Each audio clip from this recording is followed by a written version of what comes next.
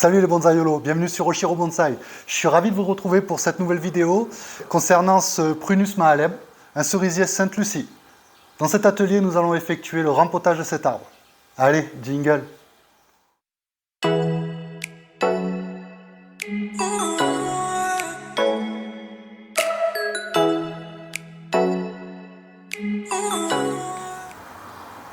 Donc ce cerisier Sainte-Lucie, un Prunus Mahaleb, a été prélevé en février 2020.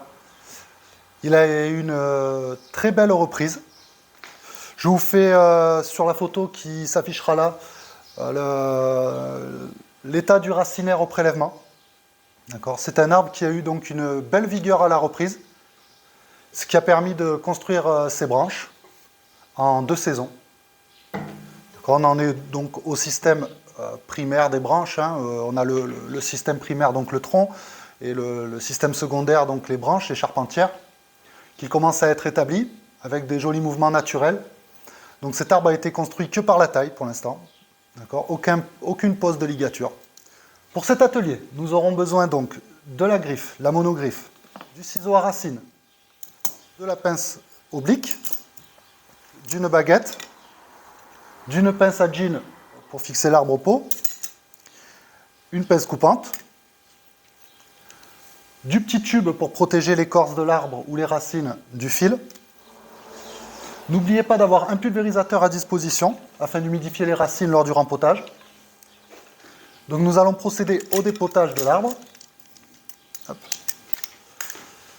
Pour cela, cerclez la motte.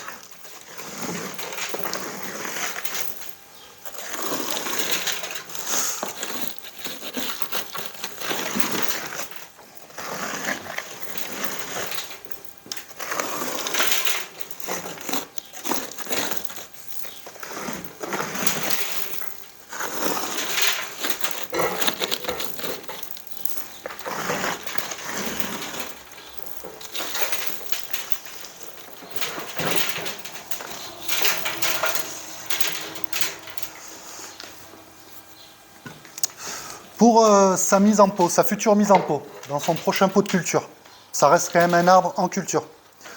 Donc là, on voit très clairement que l'inclinaison de l'arbre est fuyant vers l'arrière. D'accord. Donc pour le prochain rempotage, l'objectif va être donc de l'incliner de la sorte, de quelques degrés, pour retrouver un arbre donc droit, avec une tête qui sera construite donc vers l'observateur. On voit bien que l'arbre a bien raciné pendant ces 2 années. La gamate, donc le pot de culture, c'est une gamate de maçon. Okay. C'était le bon contenant que j'ai trouvé pour cet arbre-là, car il a quand même un racinaire assez gros, un gros pivot dessous. Donc on va voir comment est-ce que l'on va pouvoir intervenir lors de ce rempotage, ce premier rempotage. Déjà des racines de surface. Signe qu'il a vraiment très bien raciné. Il a eu une très bonne fertilisation pendant les 2 saisons. Hop. On va essayer de le sortir de son pot. Voilà. Donc on va mettre des gants, déjà pour se protéger les mains et puis pour protéger l'arbre lors de la manipulation.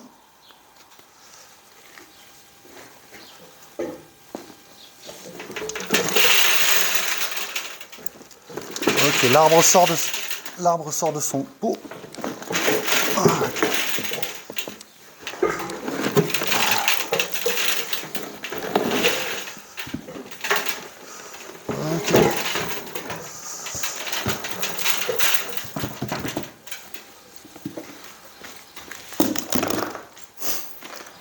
On peut constater donc une belle motte racinaire, bien compacte. On va commencer par enlever le substrat au niveau du nébari, dévoiler la base.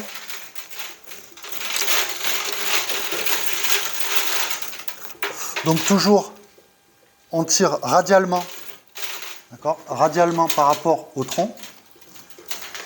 Ça nous servira donc à défaire le substrat et à démêler les racines, dans le bon sens de pouce. Donc on y va progressivement. Si ça force, on n'arrache pas.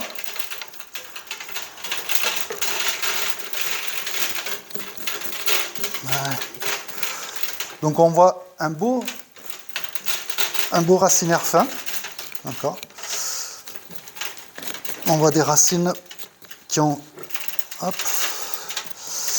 On voit des grosses racines qui sont reparties de la base des coupes de prélèvement au niveau des racines.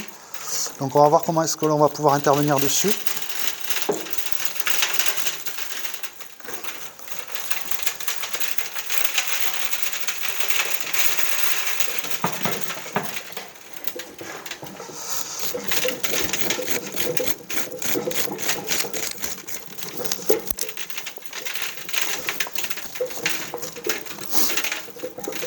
Donc au niveau du substrat de reprise, donc j'utilise le même substrat que j'utilise pour les arbres qui ont été déjà rempotés, d'accord. Donc mon substrat est constitué donc de 80% de pumice et 20% de zéolite, d'accord.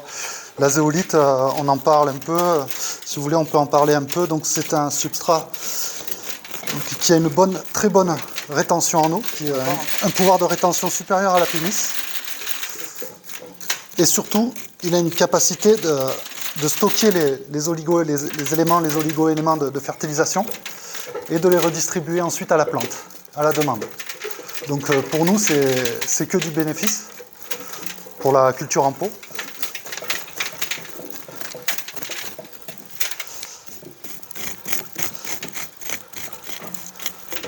Donc là, on voit un pivot. Là, on commence à avoir un début de pivot. Donc on va voir où c'est qu'on va pouvoir aller pour le réduire. Le substrat récupéré sera mis à sécher.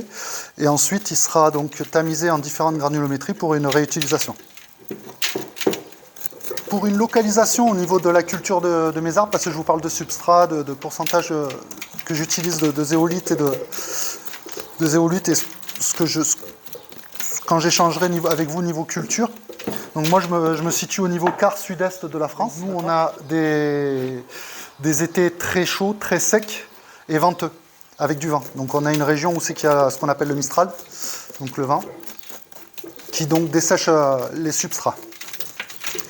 On a une très faible pluviométrie. En pleine saison d'été, j'arrose 4 fois dans la journée.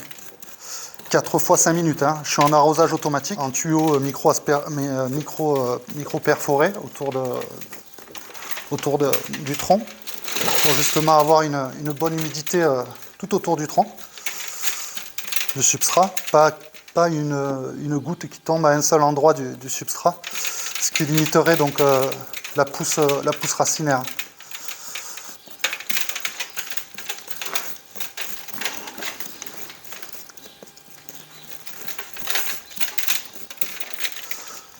Donc cet arbre que je disais, il a été prélevé, donc c'est un Yamadori. Il a donc une base assez atypique. Donc à chaque fois, comme on le dit, hein, le Yamadori, c'est bien, on le voit et tout. Il faut savoir qu'il y a des pertes, même si on tente de maximiser les reprises. Il faut savoir que c'est pas du 100% les reprises. Hein. Donc il faut maximiser donc par des installations les reprises des arbres, déjà et d'une. Et également, il faut aussi avoir les autorisations de prélèvement des arbres sur les terrains sur lesquels on va prospecter.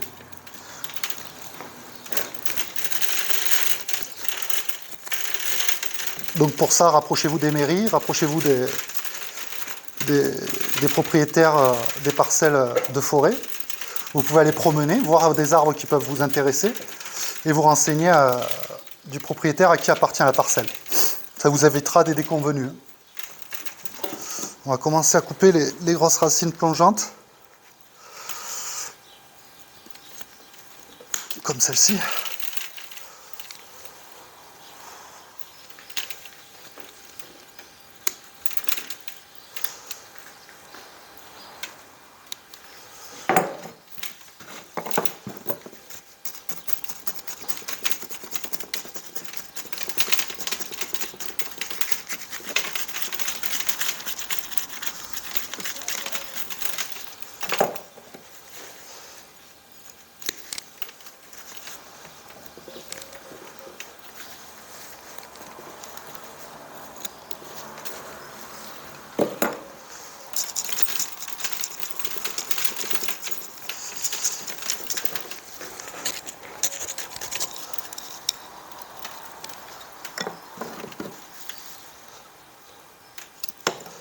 supprime au fur et à mesure donc, les grosses racines.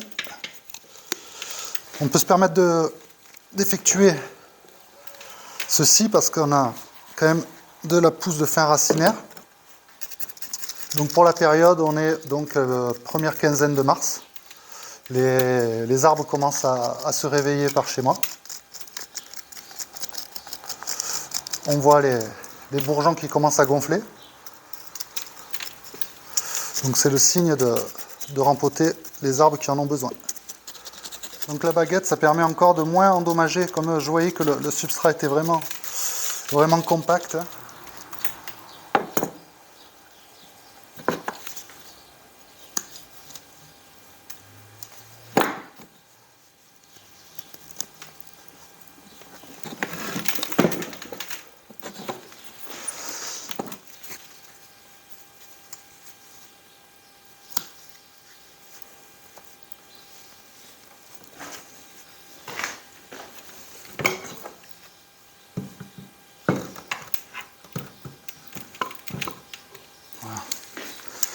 Reposer sur les jeans.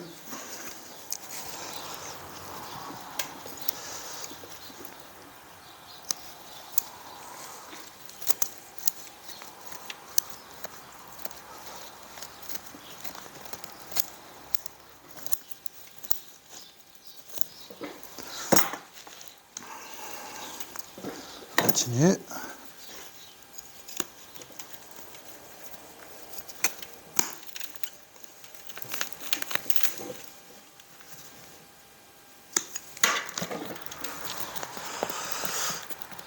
Ok, donc on dégage les pivots, qu'il va falloir revenir dessus. On sort là, l'artillerie lourde. Alors, donc là on va revenir bien 8 cm en arrière. Donc on a bien dégarni, on voit que le racinaire démarre encore plus haut, un peu plus haut. Donc on va pouvoir intervenir dessus.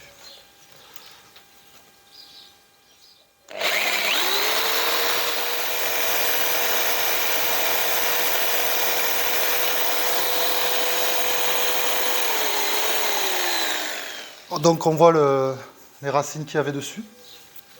D'accord, cette opération est obligatoire hein, d'y revenir. D'accord, je n'avais pas pu y aller vraiment plus loin parce que c'était quand même un arbre de prélèvement. Je ne pouvais pas non plus sabrer les pivots au risque que l'arbre ne reprenne pas. D'accord, maintenant on a un bon racinaire tout autour. On peut revenir en arrière au niveau des pivots. On va effectuer la même opération sur le deuxième.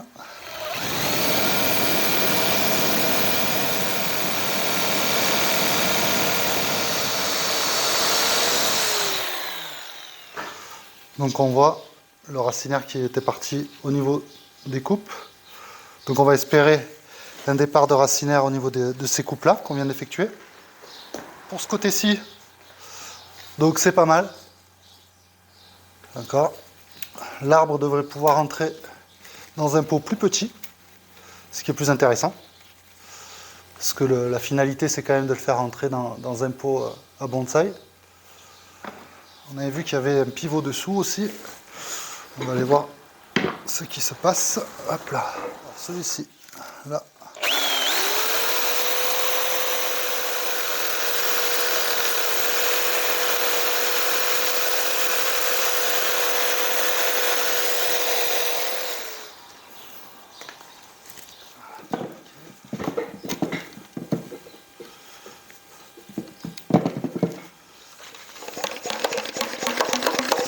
On va en profiter pour humidifier un peu les racines.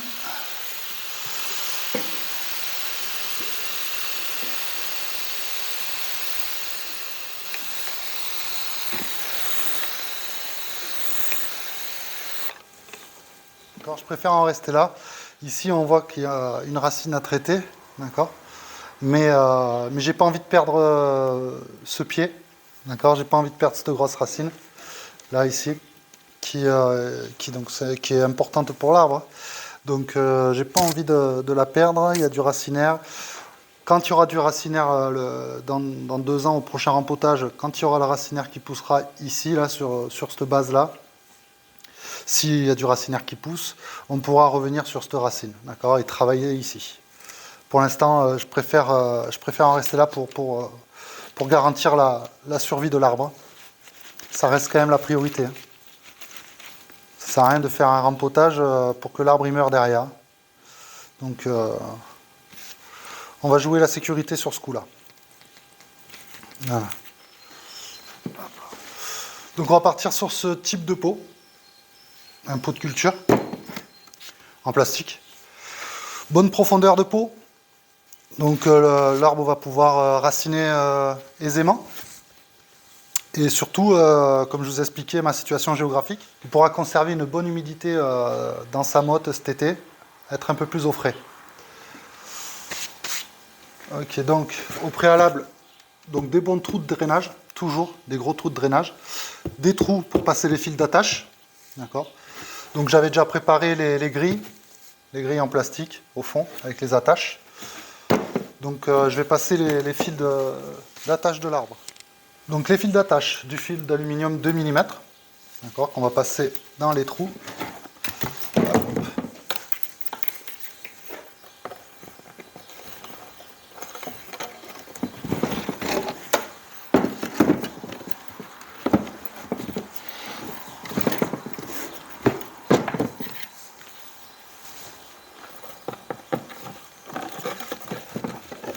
On aura besoin du tube plastique pour protéger donc l'arbre, l'écorce de l'arbre du fil lorsque l'on va attacher notre arbre.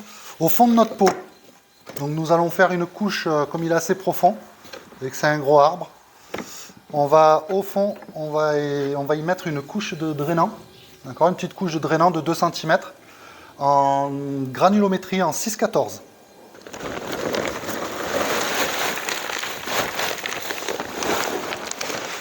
Voilà, donc une couche à peu près de 2 cm. On rajoute à ça donc une bonne poignée de charbon de bois. Donc le charbon de bois aura un effet donc antifongique pour prévenir des éventuels problèmes fongiques de l'arbre qu'il pourrait y avoir. Il va agir comme un filtre. Donc une fois notre couche de drainant au fond de pot avec notre charbon de bois environ 2-3 cm faite, on vient remplir avec notre substrat. En granulométrie, donc j'utilise la granulométrie moyenne, d'accord, granulométrie 3 à 6 mm. On vient faire notre dôme, comme un petit volcan, le mont Fuji. Pour du bonsaï, c'est pas mal. Comme mélange, j'utilise 80% de pumice, comme je vous ai dit, et 20% de zéolite. Donc une fois le dôme fait, prendre notre arbre, hop, et on vient le positionner. Une fois qu'il est positionné dans le pot, on vient visser.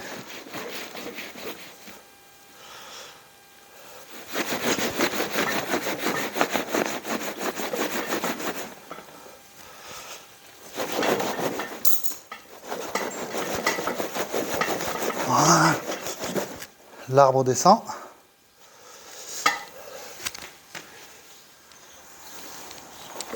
Donc une fois l'arbre correctement rentré dans son pot, on vérifie notre inclinaison. Donc là, on n'est pas trop mal. Donc on va pouvoir l'attacher.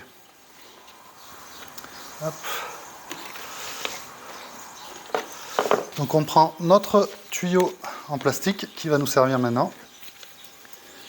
On regarde la zone à protéger. On coupe la bonne longueur. Hop. Avec votre pince oblique, hop, ou oblique concave, vous venez effectuer, donc le passage de fil pour le ressortir dans son milieu. Je viens donc le présenter correctement et j'effectue un tour de blocage. Une fois que c'est fait, je passe à l'autre côté. Je viens effectuer un pré-serrage. Ok. Et j'effectue mon tour de verrouillage de fil. Je coupe le surplus. Donc le surplus servira pour fixer les grilles de fond. Je prends ma pince à jean.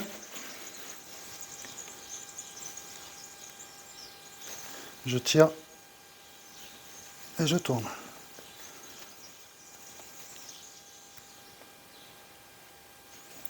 Ok.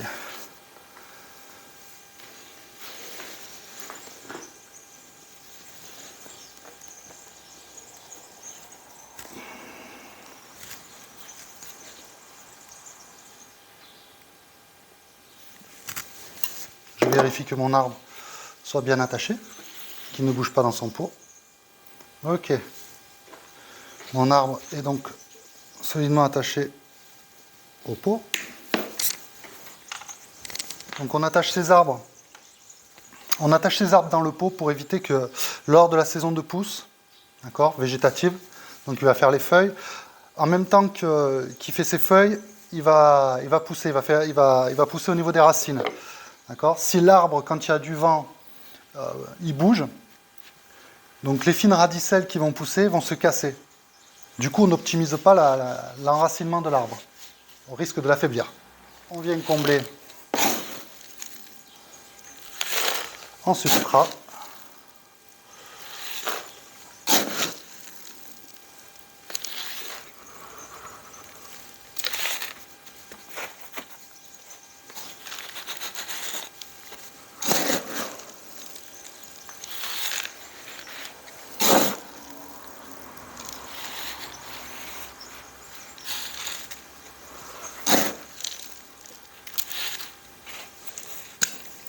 Ensuite, on prend notre baguette et on fait des ronds. L'objectif de faire ceci, c'est de combler donc, toutes les poches d'air qu'il y a dans le substrat. Donc vous les sentez quand vous rentrez votre baguette, vous sentez les poches d'air. Donc on doit bien tasser son substrat.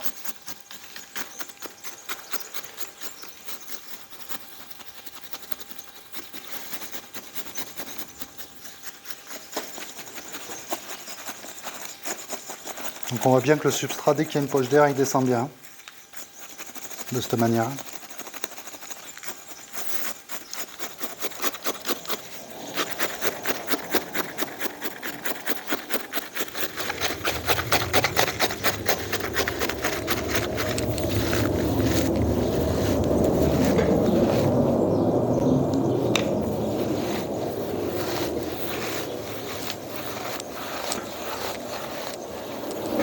On tasse bien, on peut y aller avec les doigts pour faire le tour de la motte.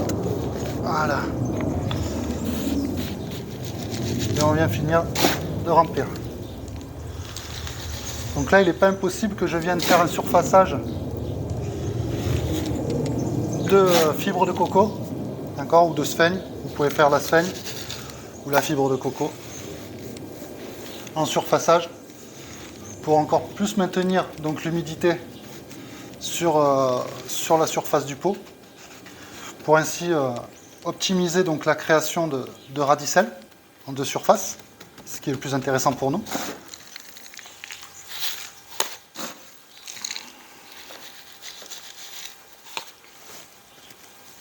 Vous pouvez finir de tasser donc, ou avec une spatule ou avec la main.